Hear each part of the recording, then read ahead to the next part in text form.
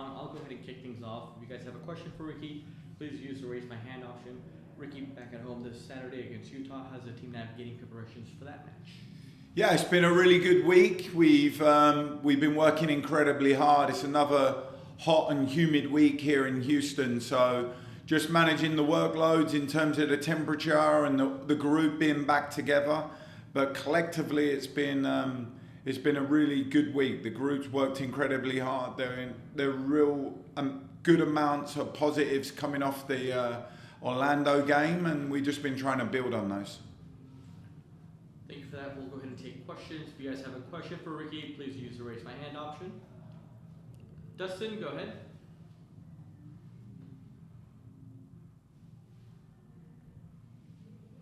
Hey Ricky, sorry. Dustin, how are you? Hey, good. You talked about some of the positives from the Orlando game. You guys only lost 1-0. What are some of those positives that you saw that you guys have built on this past week? Well, I mean, only losing 1-0 is still a loss to us. You know, we went into the game expecting to try and win the game, figure out a way to win the game. I think if you looked at the way that we played against them, it was very brave. We pressed them high up the field at times. We went man for man at times, and I don't think a lot of teams have done that against them. So in that regard, we were very happy or very pleased with the way that we played against them in that manner, like the aggressive and the courageous way. There was also really good times where we felt like we controlled the game with our ball possession, our positioning, getting into spaces where we knew we could cause some problems. There was also their adjustments to the way that they pressed against us. They started with a 2 and then went to a 3. And these are all positives that we can take from the game, that they are adjusting to the way that we're playing as opposed to we're adjusting to the way that they play. So lots of positives, you know, just really enjoying working with the team right now. We understand that our job is to try and win games, but we're also trying to build and create an identity for ourselves. And I think you can see that when we play. Our job is now to figure out ways in which we get across the line and we punish teams when they give us a chance. You played Utah once this season, very early in this season. They've had a number of changes since then. Is there anything you can take from that game? Do you feel like it's a different team, or just what can you learn from that? Yeah, I don't think we can take a lot from that game. There were so many things that we were doing differently. They're a completely different team. They play a completely different way from that space. And I think at that point in the season, it was perhaps two teams that were trying to find their identity under coaches. And I think now there's different looks to both teams. And I think it'll be a really good game. They've obviously made a lot of transfers. We're in a position where we're incredibly happy with the people that are in the building, and I think it's going to be a difficult game against Utah. They offer a lot of challenges, but at the same time, we understand that there's going to be a lot of opportunities for us to find spaces and take advantage of them as well. And then just last one from me, Diana. You know, the star forward, she's been kind of struggling this season with goals. The last 2 seasons, she hasn't scored maybe as much as she did in her rookie season. Is that about tactics? Is that about who she's playing alongside of? How do you kind of get her back to that form we saw her rookie season? Well, I mean, with all due respect, in the last 3 games, she scored 2 goals. Fair. So it's a bit of a mute question. Like, I'm just being honest with you. In the last 3 games, she scored 2 goals. You know, I just don't agree. I think, with all due respect, I think the forwards are, again, a lot of heat right now because we're not scoring, and that's their job. But, you know, for me, I think if you're going to look at Deanna and say, you know, what does she need to do? Well, in the last 3 games, she scored 2 goals. If I was a striker, you know, that's something that I would be trying to build on and take to the next level. You know, and when I do get a chance, punish teams, but understand that she's a good player. She gets into really good positions, and her job as a striker is to execute. But if I'd have scored 2 goals in the last 3 games, that would be something that I could use as positive moving forwards. Thanks, Ricky. Good luck Saturday. Thank you. Victor, go ahead.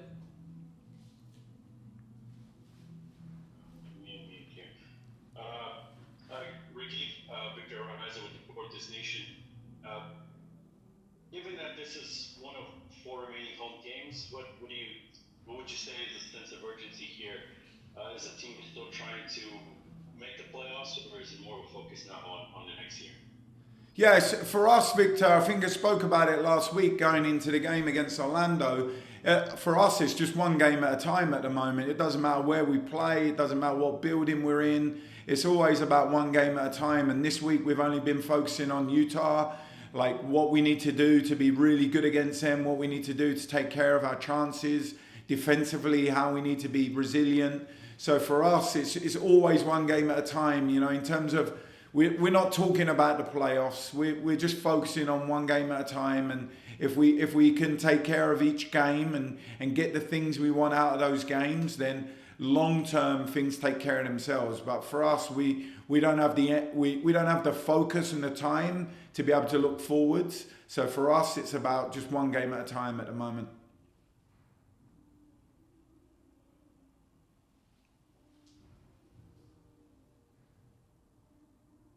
We'll go to, or do you have a follow-up, Victor? Yeah, we go to Manny. Come around. Gotcha. Manny, go ahead. Hey, Ricky. Knowing that I haven't spoken with you since last week, but last week the league has entered a new CBA with the players and everything.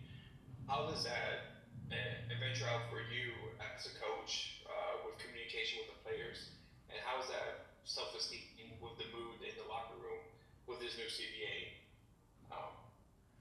Yeah, listen, there's a lot of things that are happening at the moment, both off the field and on the field.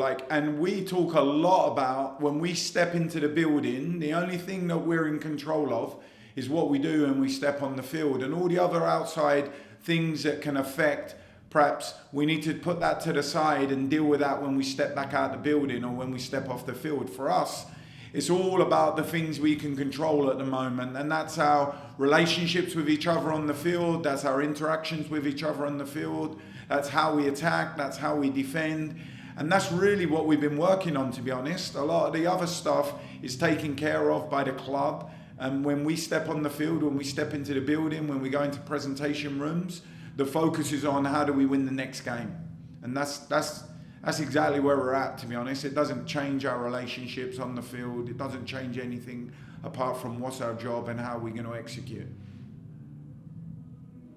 And last one for me before I pass it back to Victor. I think with this coming up with the game and availability of players, I think just managing.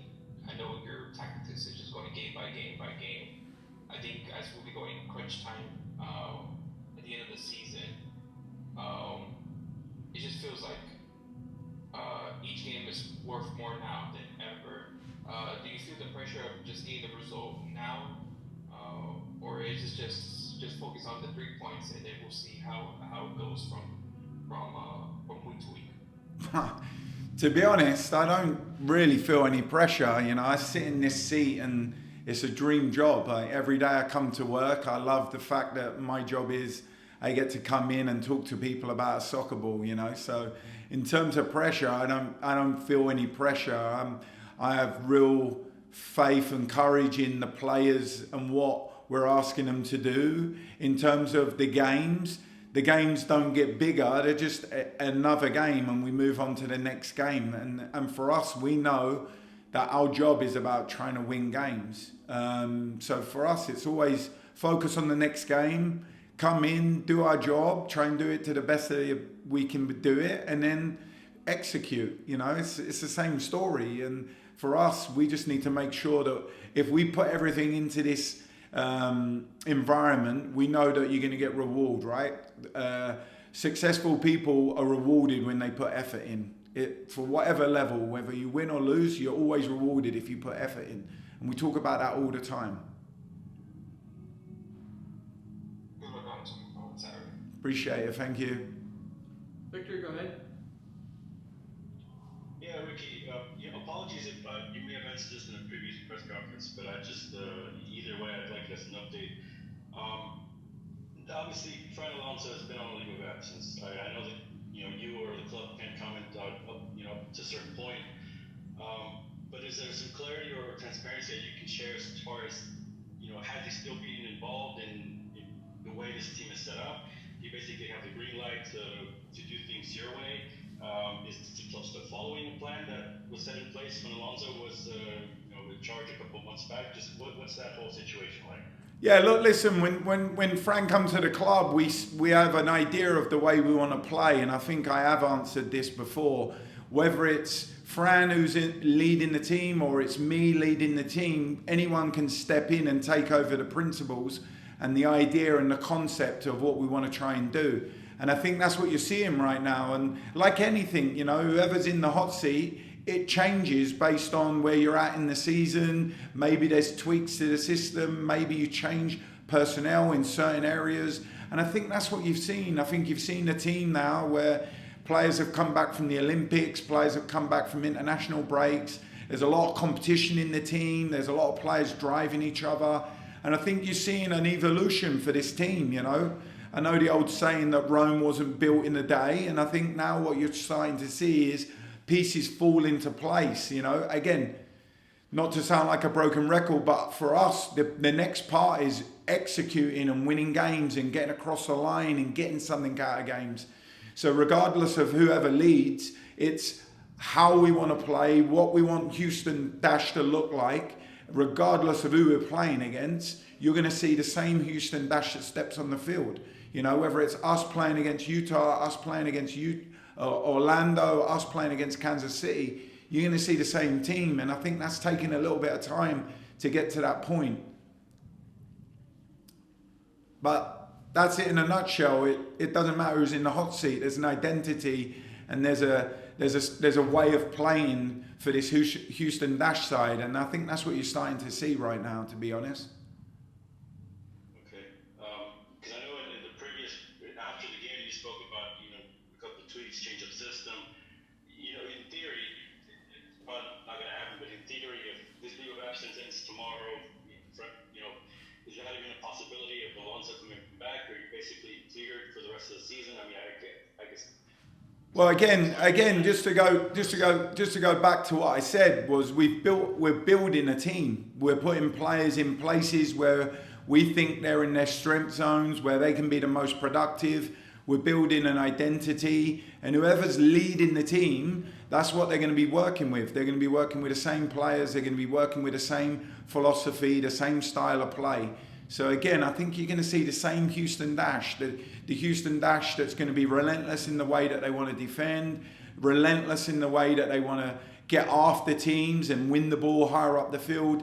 And then you're going to see a Houston Dash when they win the ball who wants to dominate possession, wants to play in tight spaces, wants to overload certain areas of the field and wants to really be attack-minded in possession of the ball. Whether we're playing Shell Energy or whether we're playing in Portland or Seattle, wherever you want to play, Gotham, you're going to see the same type of Houston Dash. And that's something this entire organization is working towards.